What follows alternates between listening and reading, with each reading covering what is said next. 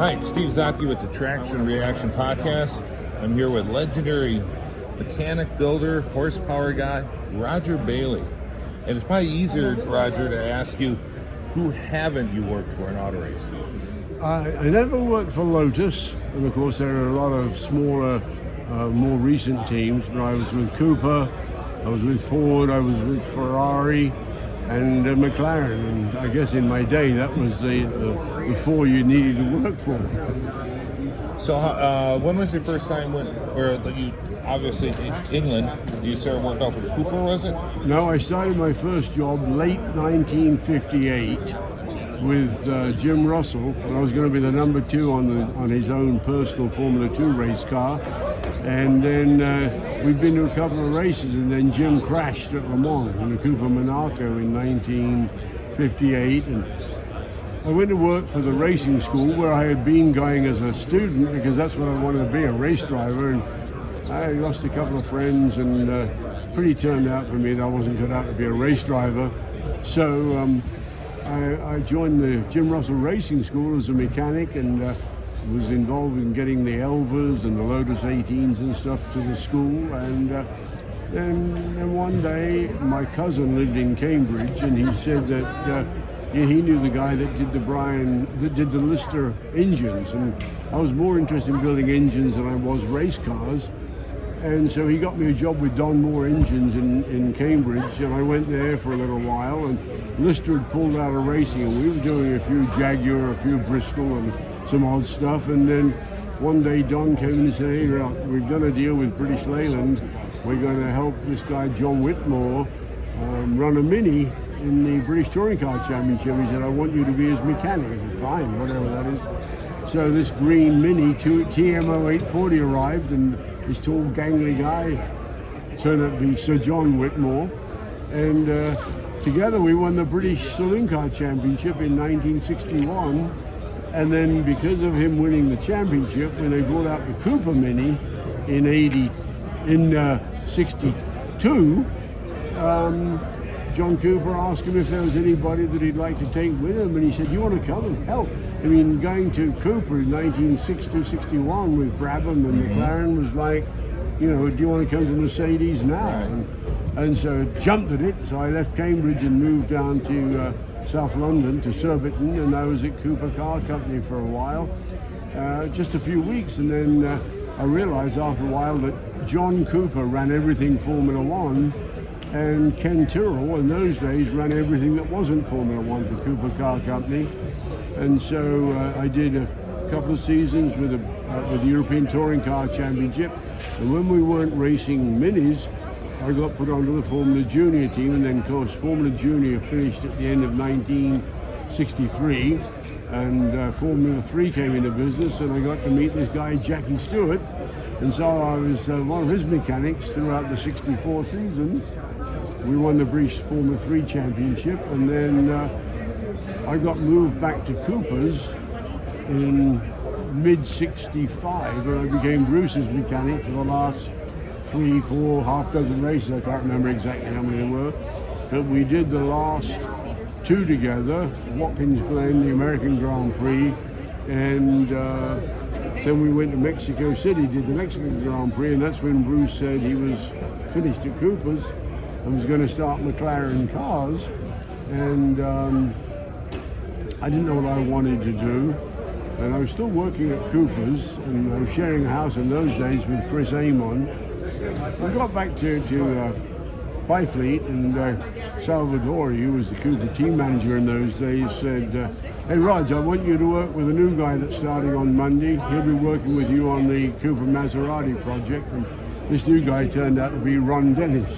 So Ron and I put the first 3-liter Cooper Maserati engine in the first ever Cooper Maserati, and it must have been late 65, because we got the engine in when Chris said, Bruce and I are going to drive for Ford next year.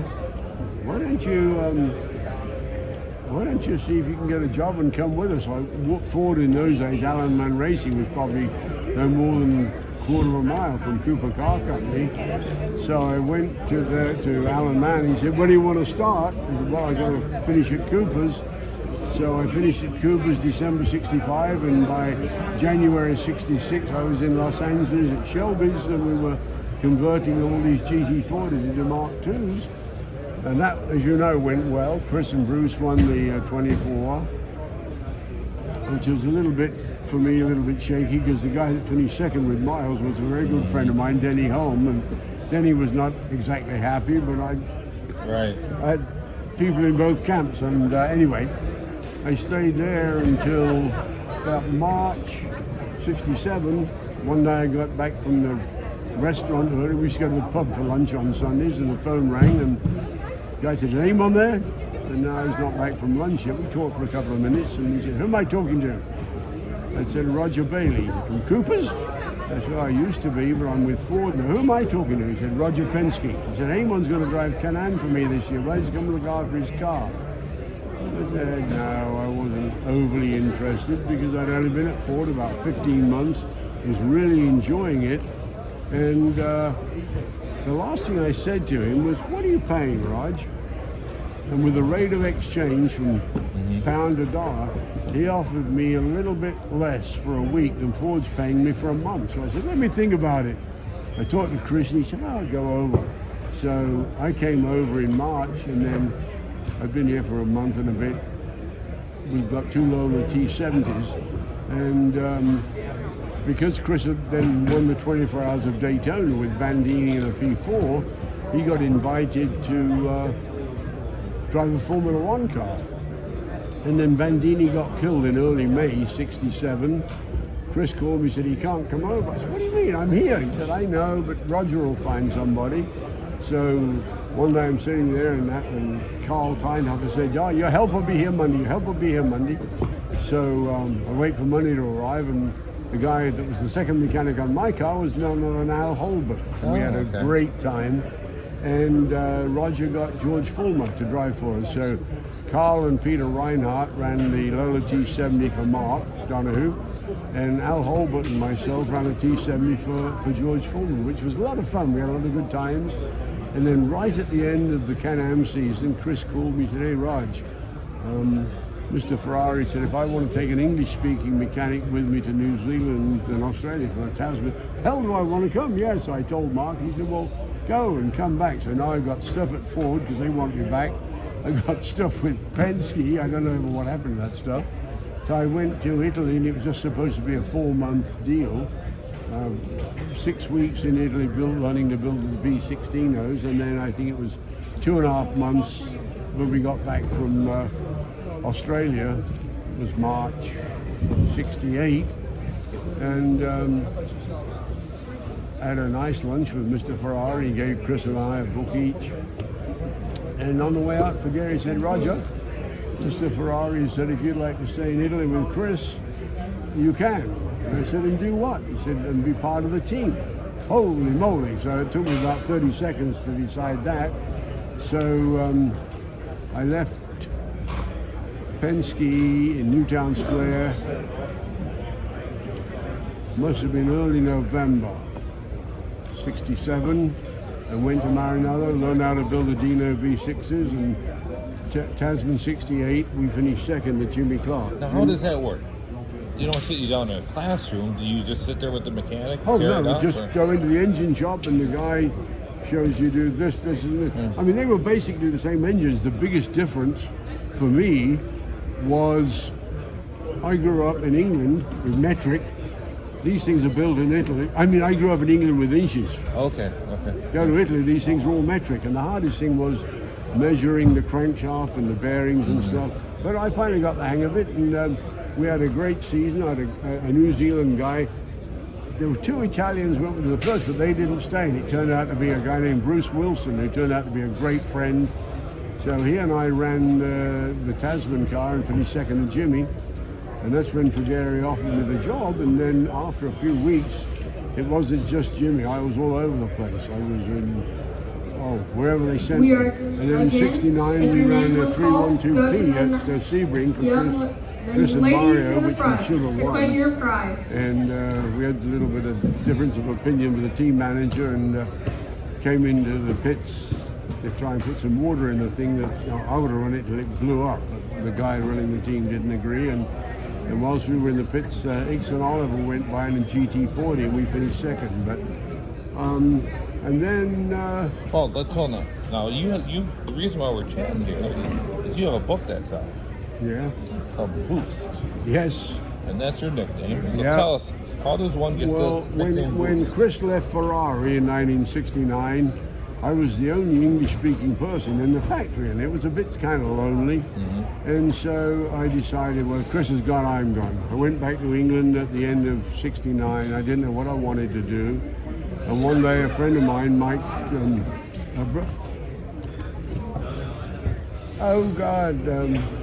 Bruce McIntosh called me and said, "Hey Bailey, we're building a couple of sports cars, Can-Am cars for BRM." I said, "Oh, who for?" George Eaton and Pedro Rodriguez, and I'd been a friend of Pedro's for a long time. And I said, "I'll come, but I don't want to."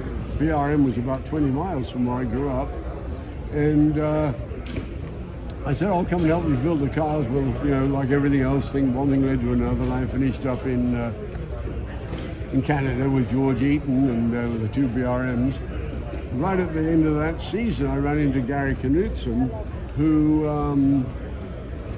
I'd known because he was an engineer at McLaren Racing very early on in the Bruce McLaren Racing days. And he at this stage was in charge of Chaparral engines. And he said, "Why don't you come to Midland, Texas with me?" And I said, "Oh, that sounds like a good idea. I like Gary a lot." And so I left all my stuff with Gary, and I was going to go to Midland. End of December 1970, I get a call from Teddy Mayer, and he said, "Hey Roger, got your ticket for Detroit." I said, "What are you on about, Teddy? I'm going to Midland with Gary." He said, No. I did a deal with Knudsen, and you're part of the deal." And he hadn't even told me. I mean, Gary hadn't called and said, "Hey, we're going to go to McLaren's." He just assumed that I'd be fine where he went, so I did. And so I came to McLaren Engines in January 1971. I'm still here. Very good. And one thing led to another. Had a great time building engines, and I love building the office. And the name of the book is Boost. And the reason it's Boost is we were 1973.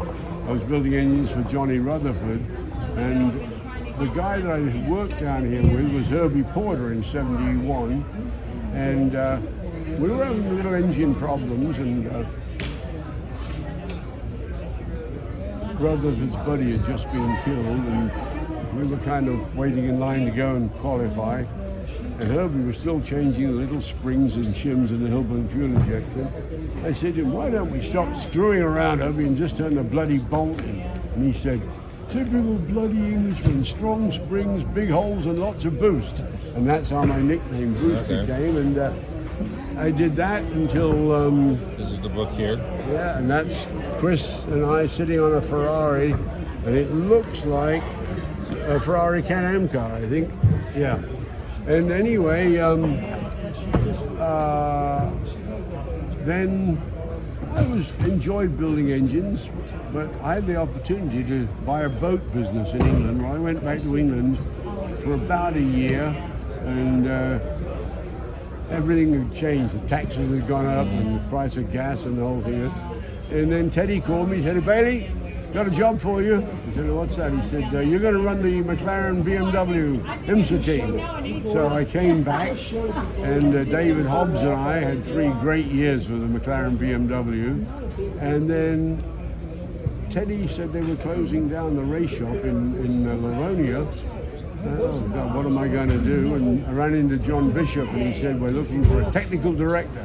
Never had one with IMSA before. We're looking for one, and you'd fit the bill." And so I just gotten married, and my wife had a hairdressing business, and she was ready to just fresh life. And so we sold the house that she had. We just got married in September of 1980. And we moved to Connecticut, and I became the IMSA technical director for 5 years until a little bit of an issue. I was selling March IndyCars, and then Robin Hurd, who was a good friend of mine, decided to build some IMSA cars. Well, Randy and Bill won the IMSA championship in '84 in March, and one day at the end of November, I got called into the IMSA office, and John and Bill France were in there, and Bill France owned quite a big chunk of IMSA. Roger, you got to make up your mind. You can't write rules and sell cars to the guys you're writing for, so what do you want to do, write rules or sell cars? And, well, that put me in a bit of a difficult position because I was making good money selling race cars, but my wife said, that couldn't go on forever. You're probably better off writing rules. Well, we were in the, what should we do? And I got a call from Robin. He said, hey, Raj, we're going to start a new series in America. I said, really? What's that? He said, it's going to be the American version of F3000, but instead of using Cosworth engines, we're going to use an American engine. Oh, great. Who's we? He said, well, Patrick's putting up the money, I'm putting up the cars, and you're going to run it. And it just worked out perfectly. So in 1985, we moved back to Michigan, because that's where my wife's family are from. And we had 2 children. And came back to Michigan, and everything went well, and Indy Lights went, American Racing Series went very well, and then in 1991 we sold part of our sponsorship to Firestone, and it became the Firestone Indy Lights. And then in 97 IndyCar went public and wanted something to declare use of proceeds, so we sold Indy Lights to CART in 97. I had a non-compete clause for a few years, and then I finished at CART in November 2000, and I came to IndyCar in November the 9th, 2000, and ran the IRL series here till in 2012. And raised the car count and got a Segway out of it. Right? Oh, God. Yeah. And that, my son still has that Segway. Oh, does he? Yeah. Tony George bought me that. Yeah. So this is the book Boost, co-written with Gordon Kirby and Roger. I highly recommended book. Lots of anecdotes and stories, and you can get that through Racemaker Press. We'll have all the links on the podcast below. We appreciate you listening, taking time out. We've had a wonderful time in Indianapolis at the Memorabilia Show. Once again, if you missed it this year, make sure to come out next year. I mean, it's incredible the amount of stuff here, Roger, isn't it? And oh, God, it's unbelievable. Yeah. It's so much larger than it was at the Speedway. Obviously, I love being in the Speedway Museum, but it was very restrictive in terms of... I mean, this is probably 3-4 times bigger than it would have been. So many of the friends stopping by. And so many people that have been by today, we know from years gone by. And this is incredible, and I hope it's here next year. I appreciate you taking time out. Don't forget to like and subscribe, and we'll talk to you next time on the Traction Thanks, Reaction. Steve. I had a great time and truly enjoyed it, man. Thank you, Roger. Thank you. Appreciate it. Bye-bye.